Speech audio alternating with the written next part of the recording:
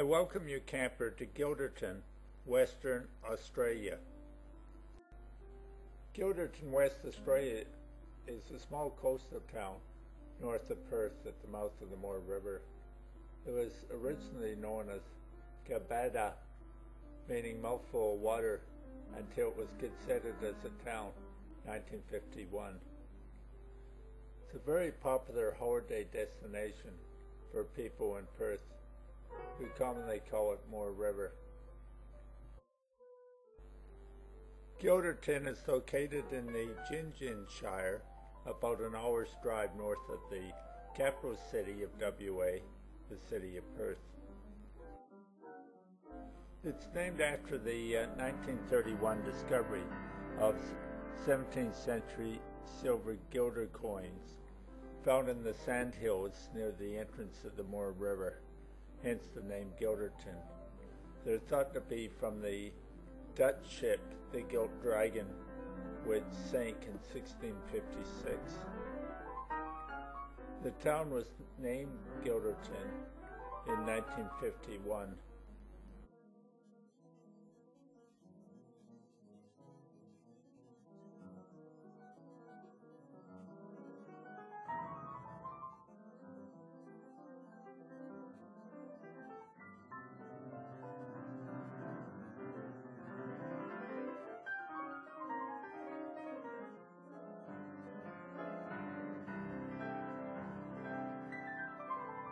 Guilderton is not a large town. It's only got a population of about 500 people.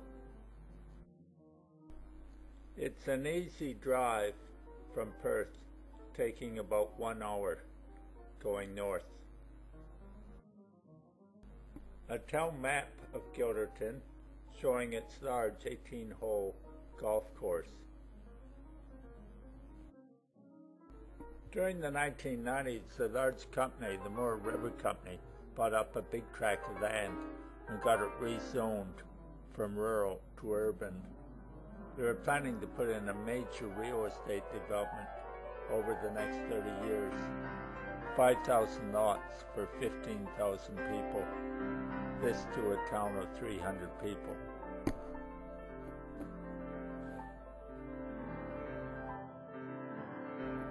A strong community organization was formed and fought the proposal vigorously. In 2005, the state government stepped in and forbade the project. They rezoned it as rural.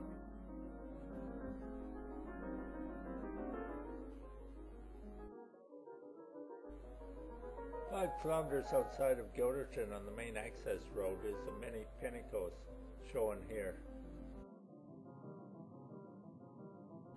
The big attraction of the area is the golf course. On the outskirts of Guilderton is the Moore River Roadhouse. It's one of the main shopping areas. There's not many shops or restaurants. We stayed at the Guilderton Caravan Park, situated on the Moore River. It's very close to the ocean, and you can hear the waves booming in on the beach as you lie in bed.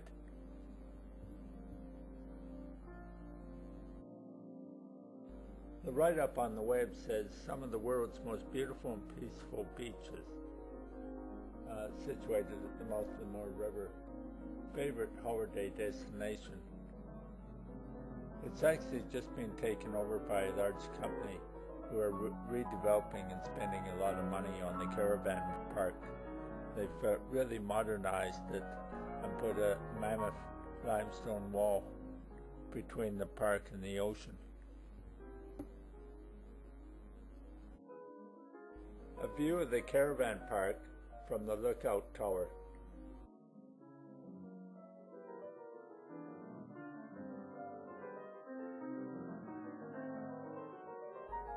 You book in here and get a pass for the gate to the left. There's quite a nice restaurant and little general store right next door.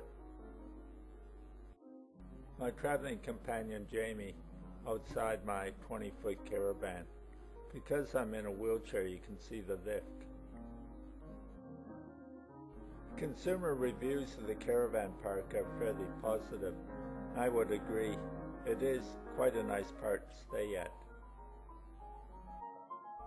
There's not a lot to do at Guilderton. There's not many coffee shops or stores. It's not a shopping destination.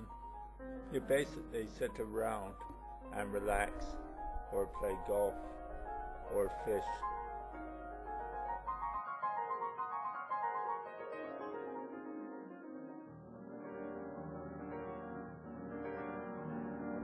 A peaceful evening.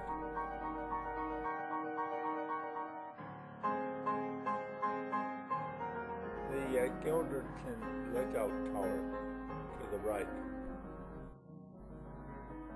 Let's walk up the pathway and take a look, see if we can access the tower. There's big sand dunes there, some limestone cliffs.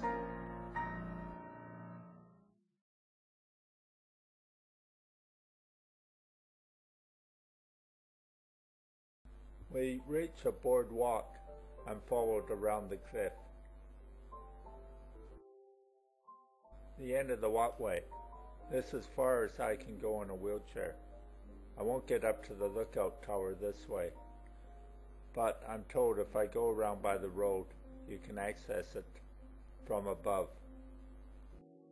Still from here, there's a great view of the beach. During the dry season in June, July, August, and September, a large sandbar forms across the mouth of the river, cutting it off from the ocean.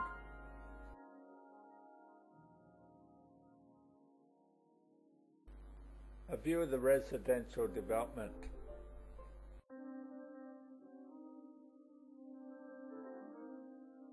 Jamie and I decide that we'll go to the lookout tower the other way. We get quite a view of the town from up here as we climb the hill.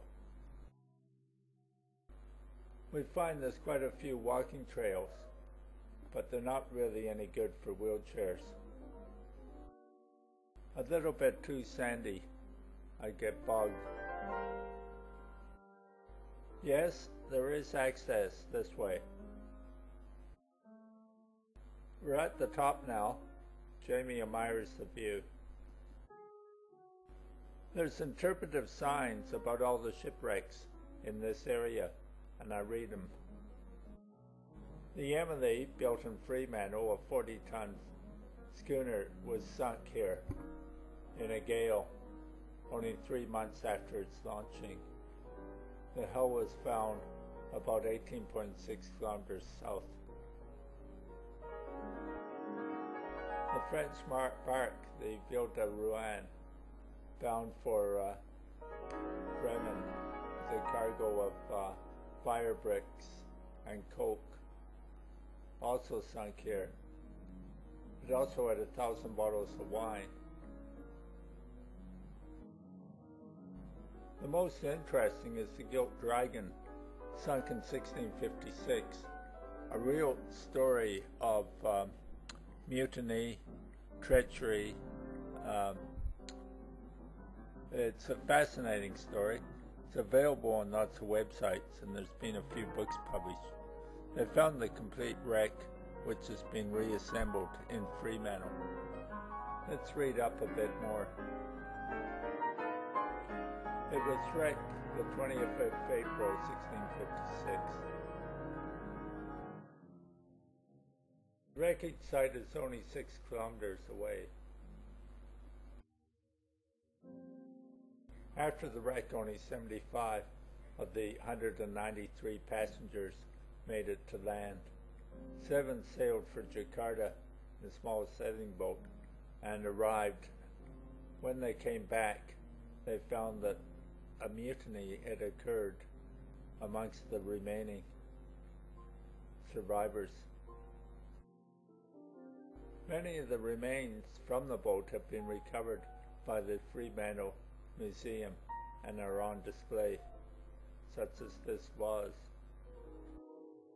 A great view from up here.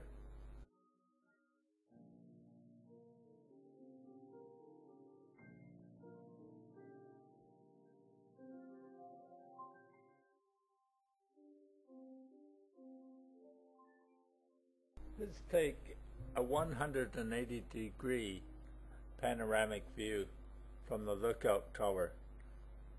We're starting looking east towards inland and slowly sweep across the Moore River and the river mouth to eventually look west. The lookout tower is actually in a square.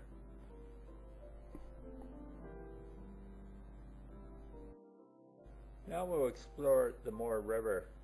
Here's the boating guide that's provided. It's possible to take rental canoes and boats up the river a fair distance.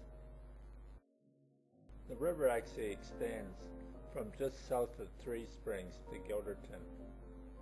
It's named after George Fletcher Moore, who discovered the river in 1836.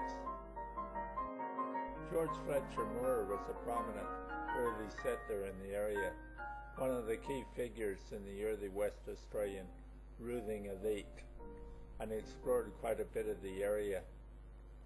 He actually published information on the Aboriginal language and wrote a book called Diary of 10 Years, Eventful Life of an Early Settler in West Australia. Here's a map of the river.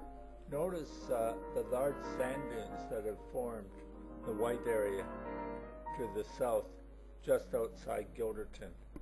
We'll look at these in more detail. Looking up the river from the sandbar at the mouth. Another descriptive map showing the boat lamps, sand drifts, sandy beaches, and Diamond Island.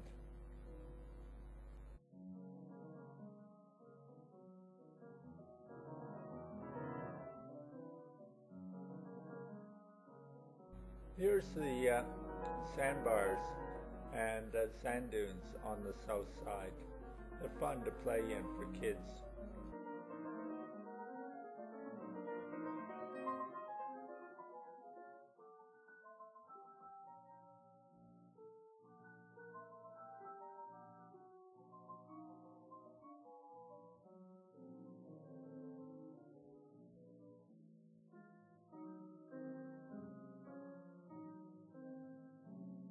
A view of some of the upper reaches of the river, showing the winding river and the peaceful nature of the Moore River.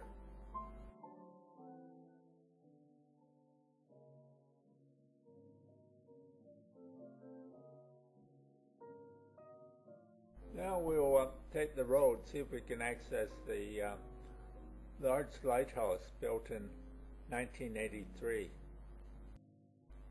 From up here, there's a beautiful view over the ocean. It's popular for fishing. Secluded sand beaches for the bather.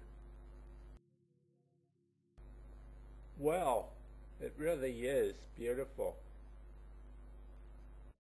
The lighthouse is one of the last to be built, of red bricks in this case, 1983. It's the only major navigation light between Fremantle and Jurien Bay, and the last to be built in WA. The structure including a diesel, control board, batteries. You can't climb up it, but if you did, it would take a while. It's got 1, 2, 3, 4, 5, 6 levels to get up to the balcony.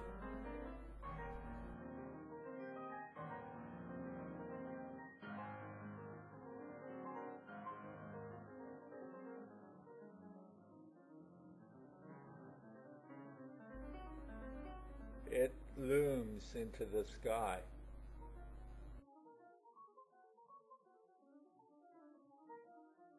Now we'll check out the real estate.